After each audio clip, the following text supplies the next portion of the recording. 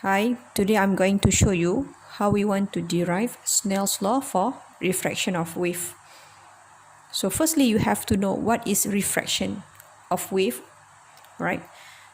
Okay, refraction of wave is change in direction of wave as it travels from one medium to another with different densities due to change in speed. If the wave travel from let's say from less dense to denser medium, and then it will have changes in speed of the wave. All right, so from that we want to derive Snell's law. All right, firstly we have to draw the incidence ray coming from less dense to denser, and the angle between the incidence ray to the normal line we label it as theta 1.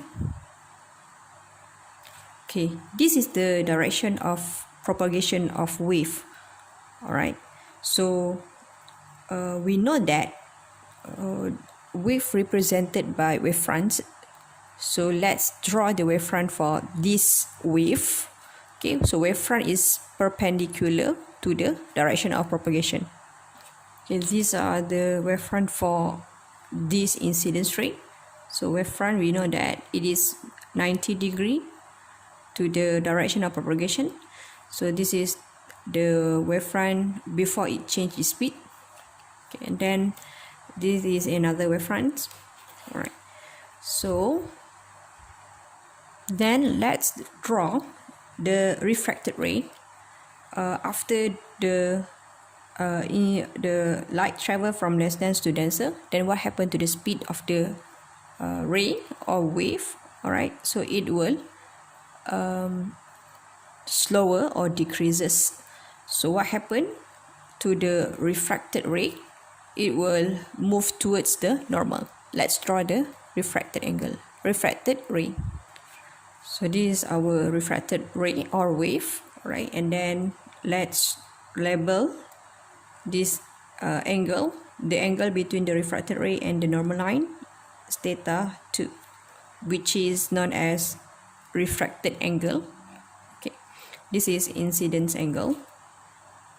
Then let's draw the wavefront line for this refracted ray or wave. And this wavefront must be perpendicular to the direction of propagation.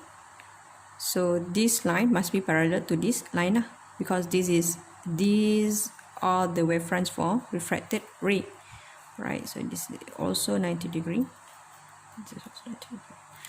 All right, so then we know that distance is equal to velocity times time. All right, so as this distance refer to incidence ray, so I label it as 1. Okay, so d1 is equal to v1 times t1, because we know previously we have the velocity is equal to s over t. So if we want to find distance or displacement, right, so v times t. Then at this point, okay, we want to measure the distance at this point. Okay, distance 2, because referred to refracted ray. Okay, after the wave enter the denser medium, right? So d2 is equal to velocity times 2. So during same amount of time, this wave travel at different distance. Okay, let's see, 2 seconds. So the wave travel at this distance, and also for 2 seconds, this after the ray travel into denser medium, so this ray travel at this distance in 2 seconds. Okay, the same amount of time but different distance. Okay, so here we have 90 degree, which is we have right angle triangle, right? Okay, this angle is also theta 2. Okay, so you prove that by yourself, but it is actually the same angle as theta 2 here, alright? And then if here is our theta 1, so this is also theta 1, alright? So you prove that by yourself, alright? Okay, then sine theta 1 is equal to opposite divided by hypotenuse. So our opposite is D, which is V1 T1 divided by hypotenuse, just this point, okay, hypotenuse. While our sine theta 2 is equal to, okay, sine theta 2 hypotenuse divided by opposite divided by hypotenuse. So our opposite is D2, which is V2 T2 divided by hypotenuse. As you can see that, right? So hypotenuse is the same for both sides, so we can equate this equation to this form.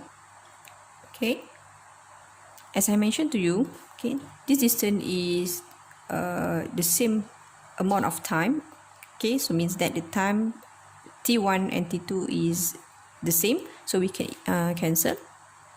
So we know that refractive index is equal to the speed of light divided by speed of wave in medium, or speed of light in medium, this speed of light in vacuum.